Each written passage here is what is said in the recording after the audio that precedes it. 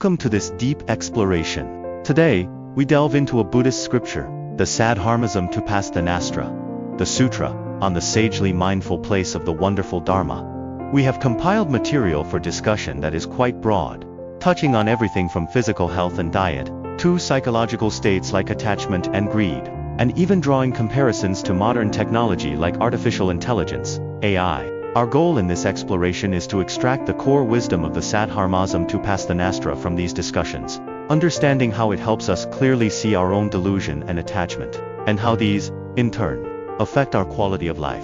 The root of suffering, deluded attachment, and bondage. The discussion repeatedly mentions the concept of deluded attachment or illusory grasping. While it sounds abstract, the material points out that it's manifested in our tiny, everyday choices. For example, food, wanting more of what tastes good, or rejecting what we dislike. People, labeling someone as good today because they were kind, but instantly judging them negatively tomorrow over a small, undesirable action. This kind of reaction is described as firm attachment, which, ironically, is also highly unstable, changing with external circumstances or even our own mood. Another crucial term introduced is bondage or fettering. The sutra reminds us that the root of our problems is often not external people or things trying to bind us. Instead, it is our own mind that actively clings to illusory and unreal feelings and thoughts, holding on to them and refusing to let go. Many feel the world is bothering them, but the scripture suggests that we are the ones who are binding ourselves to the external realms. Attachment's impact on the body and the mind. The materials spend considerable time discussing how attachment directly affects the physical body, diet, and health, taking sugar as an example. The discussion notes how easily we exceed recommended daily intake, not just through sweets, but also through staples like rice and noodles, carbohydrates, which convert to sugar. Long term, this heavily burdens the liver. This chronic habit is often fueled by an attachment to certain tastes or dietary habits.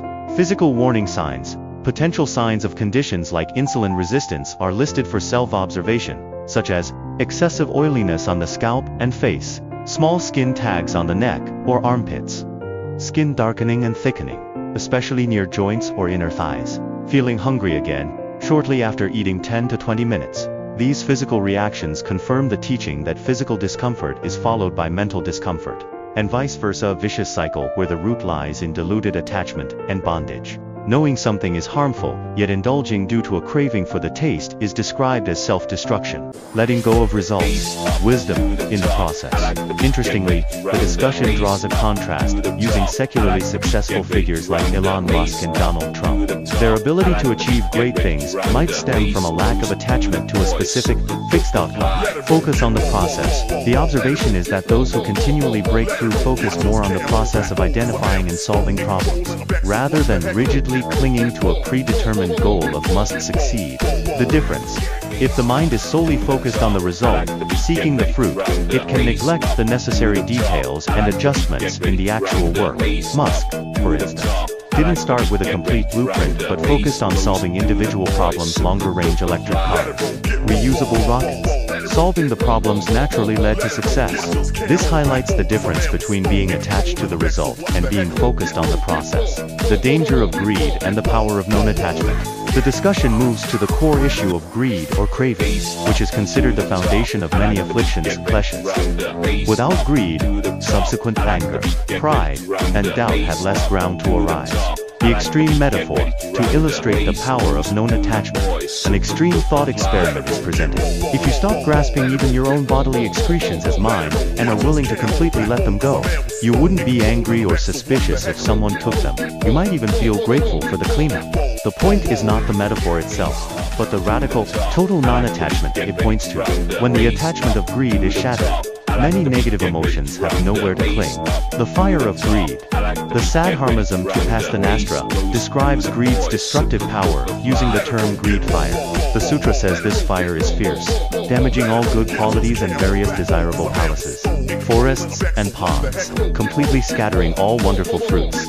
This is interpreted to mean not only external wealth and status, but also our own health, our body, from a Buddhist perspective, is a form of dependent reward conditions we rely on for existence. When the internal fire of craving burns, it not only impacts the mind, but can literally burn away our health, leading to premature aging, loss of vitality, and our external achievements. The breaking point.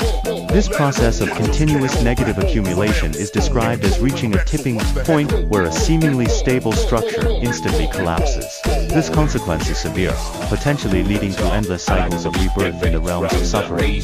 Furthermore, once one falls into such a negative cycle, it is often hard to escape on one's own, requiring the aid of a great beast. Yet even after being pulled out, the habitual patterns remain, making it easy to re-enter immediately. Ignorance and delusion.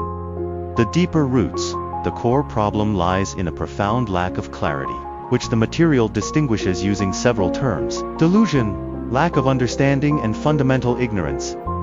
Avidya, delusion, lack of understanding. This is knowing concepts like the 6 roots, 6 dusts, and 6 consciousnesses: eye, ear, nose, tongue, body, mind, but remaining fuzzy on how they truly operate and their real nature. Fundamental ignorance. Avidya. This is deeper. It's not just a lack of understanding, it's a firm belief in one's own delusion. It means acting on fleeting feelings and temporary impulses, making decisions based on them, and being deeply convinced that one is right. Dull, stupid delusion. This term is specifically linked to the afflictions of greed, anger, pride, etc., which are called poisons. It describes a state of utter bewilderment regarding the destructive nature of these poisons, not only not knowing they are poisonous, but even loving to play with them, indulging in sensory stimulation and negative emotions, driven by irrational impulses. The AI mirror, reflecting human potential. This analysis of internal states leads to an interesting comparison with AI. AI's strengths and limits. AI lacks the 3 obstacles: affliction obstacle, karma obstacle, retribution obstacle that burden humans. Unencumbered, its memory, calculation, and task execution capabilities can be immensely powerful. However, its intelligence and actions are based on the data and algorithms it is fed. If the foundational knowledge inputted is flawed, referred to as wrong views, its subsequent learning can be contaminated, potentially making it more extreme or destructive than its creators. The ultimate difference. Current AI relies on powerful hardware and precise sensors like human eyes, ears, etc. to receive information. The Sadarmasam, Tupast, Nas, Tra, however, points to the inherent self-nature svava, an unconditioned capacity for awareness and knowing that pervades all places and does not rely on hardware. The reflection. The AI comparison is not meant to belittle AI, but to act as a mirror. It highlights that if humans could remove the 3 obstacles, their potential would vastly exceed that of AI. The key is to recognize this inner potential and be willing to clear the inner obstructions. The path to transformation. Faith and continuous practice. Since our consciousness, our everyday thoughts and feelings is so easily contaminated by greed, anger, and delusion like a white cloth dropped into a dye vat, is there hope? The Sadharmasam Tupasthanastra points the way. Recognize and rely on the self-nature, the potential we inherently possess, which has never been truly stained. This self-nature is our most fundamental primary reward, the true essence of our life, while the body, environment, and all circumstances are secondary, dependent rewards, which manifest based on the primary reward. This path, however, requires more than just lip service or a wish. It demands actual, sustained training, described using a highly rigorous metaphor. Sustained effort. The discussion suggests the need for continuous practice, possibly for 21 days or more, reaching a state of awareness that is uninterrupted every moment. The loss of momentum. If the practice is broken, even by falling asleep where the state of consciousness changes, the accumulated effort may need to be restarted, or the time to reach the goal may be significantly delayed. This is likened to maintaining the pressure of a high-pressure water jet. If the force stops, the pressure instantly drops. The continuous, transformative momentum is lost and must be rebuilt. Therefore, while past experience and understanding remain, the sustained, continuous force needed for genuine transformation must be recultivated. The foundation for all this practice is genuine faith in this self-nature and the willingness to rely on it. If we only profess faith but continue to follow old habits of greed, anger, and delusion in our daily life, transformation will not truly occur. It requires resolve and sustained action. Conclusion and reflection. Through this discussion based on the Sadharmasam-Upasthana, we see that the pain, physical and mental discomfort, and even the circumstances in our lives are often tied to our internal state. The sutra pinpoints fundamental ignorance, deluded attachment, and the destructive greed fire as the internal factors that impact our health and life experience. The example of AI serves as a valuable mirror, highlighting both the limitations caused by our three obstacles and, conversely, the transcendent, inherent potential of our unconditioned self-nature that is beyond calculation and data.